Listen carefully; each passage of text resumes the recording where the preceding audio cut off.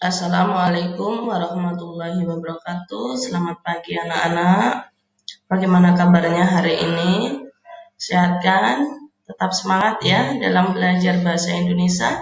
Hari ini ketemu lagi pelajaran bahasa Indonesia dalam materi meringkas dan menyimpulkan berita. Masih berkaitan dengan minggu lalu, yaitu tentang unsur-unsur teks berita.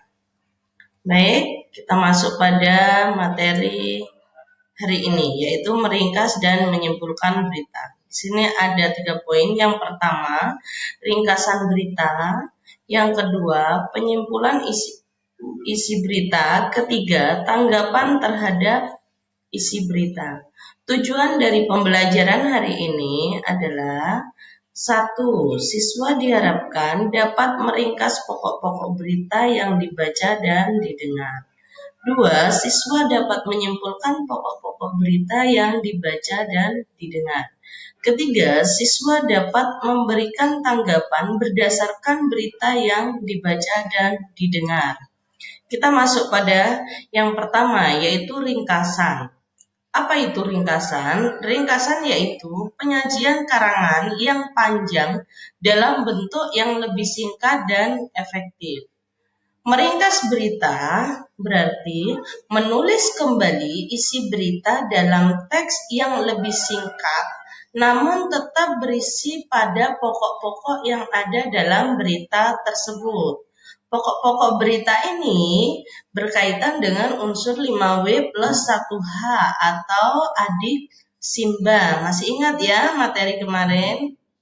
Baik, kita masuk pada langkah-langkah meringkas. Langkah-langkah meringkas yang pertama yaitu mendengarkan atau membaca teks berita dengan seksama. Kedua, mencatat pokok-pokok atau unsur-unsur berita atau adik Simba.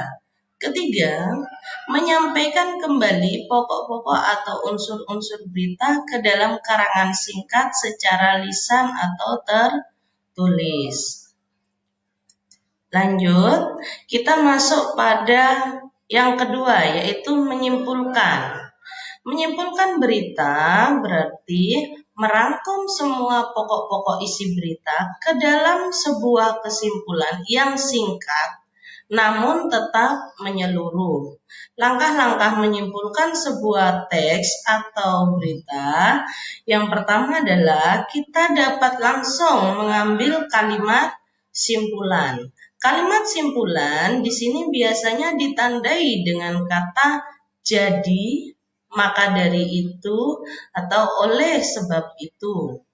Langkah yang kedua, kita dapat menggabungkan kalimat utama dan kalimat simpulan. Baik, mengerti ya anak-anak sampai di sini? Oke, lanjut. Kita masuk pada tanggapan. Tanggapan terhadap isi berita di sini ada 2, yaitu kalimat tanggapan positif dan kalimat tanggapan negatif. Kalimat tanggapan positif merupakan tanggapan atas informasi atau peristiwa yang bersifat optimis atau mendukung informasi terkait. Sedangkan kalimat tanggapan negatif merupakan kalimat tanggapan yang bersifat menjatuhkan karena tidak setuju dengan informasi terkait, berisi sanggahan atau pernyataan menyangkal informasi yang telah diutarakan. Mengerti ya? Jadi tanggapan terhadap isi berita itu ada 2, kalimat tanggapan positif dan tanggapan negatif. Kita masuk pada cara menyampaikan tanggapan yang baik.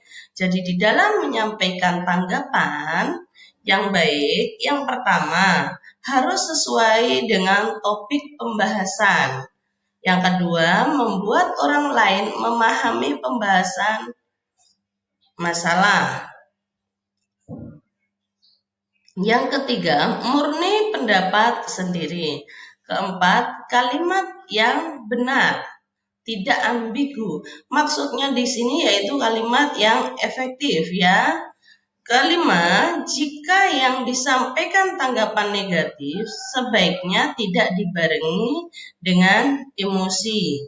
Keenam, bersifat objektif. Ketujuh, tidak menjelekkan pihak lain. Kedelapan, dibarengi dengan fakta. Jadi harus ada bukti ya, fakta.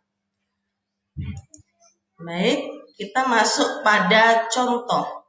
Contoh pada kalimat tanggapan positif di sini dan juga contoh pada kalimat tanggapan negatif.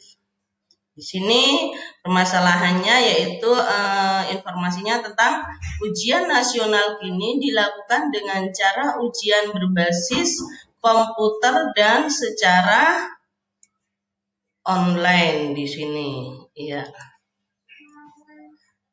Kalimat tanggapan positif, ujian nasional ini dilakukan dengan cara lebih modern dan memanfaatkan perkembangan teknologi yang ada. Memang dari tahun ke tahun seharusnya ada inovasi. Ya, oke. Lanjut pada contoh kalimat tanggapan yang negatif.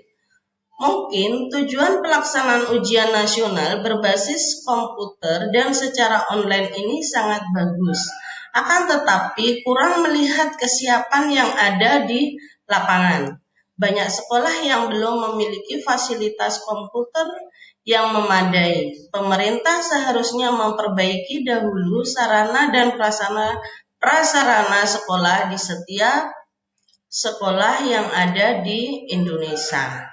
Itu tadi contoh kalimat tanggapan negatif dan juga contoh kalimat tanggapan positif. Baik, mengerti ya anak-anak sampai di sini? Oke. Nanti kalau ada yang belum jelas atau kurang paham bisa ditanyakan ya lewat Google Classroom. Sekarang kita masuk pada tugas. Sebelum kerjakan tugas, nanti tugasnya adalah menyimak video berita yang akan Ibu berikan nanti di sini. Yang kedua yaitu menentukan unsur-unsur berita dari video tersebut, kemudian membuat ringkasan dari berita tersebut, membuat kesimpulan, dan yang terakhir nanti memberikan tanggapan. Tanggapannya di sini yaitu tanggapan negatif dan juga tanggapan positif. Jadi dua. Semua tugas ini nanti diketik rapi ya. Oke. Lanjut, sekarang kita masuk pada video.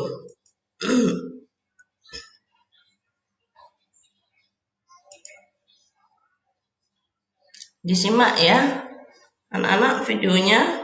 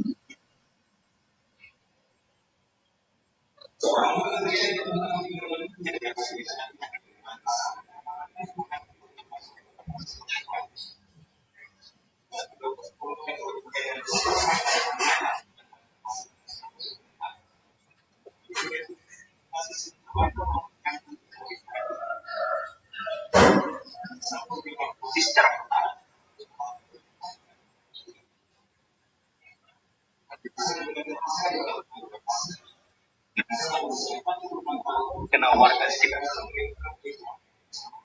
pasar.